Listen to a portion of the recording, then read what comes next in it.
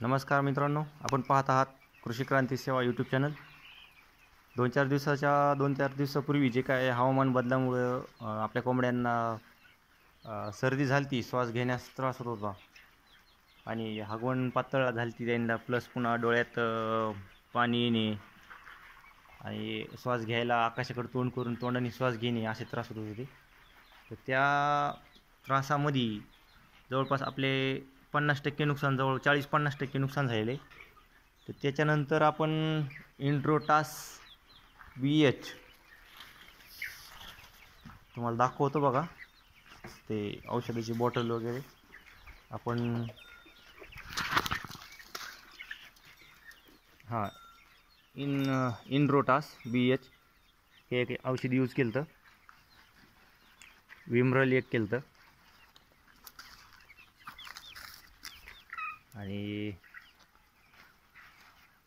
वीरबॅक म्हणून कंपनीचं आहे, ही एक पुडी यूज केली ती बघा।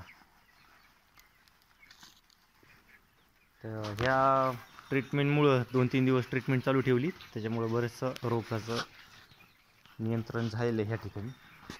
आता हे चांगल्यापैकी हे खायला प्यायला लागलेत आणि जे काय थोडेफार आणखी दुखण्याचे आहेत, 15-16 नग आहेत आणखी, त्यांना हे अलग केलं आहे आणि हेही बऱ्यापैकी रिकवर झालेत। हे फक्त आता 15 ते 16 पिल्ले आणखी दुखण्याचे आहेत, ते बी आता हे 1-2 दिवसात रिकवर होतील असं वाटतंय। हे बघा, हे माझं म्हणणं आहे की आम्ही नवीन होतो, तर पहिलाच प्लॉट आहे आमचा, आपण नक्की कुक्कुटपालन करायच्या अगोदर प्रशिक्षण नक्की घ्या, रोगांचे व्यवस्थित समजून घ्या, माहिती घ्या अगोदर, त्यांना इलाज काय ते बी समजून घ्या। प्रशिक्षणामध्ये हे सगळं मला सांगितलं जातं,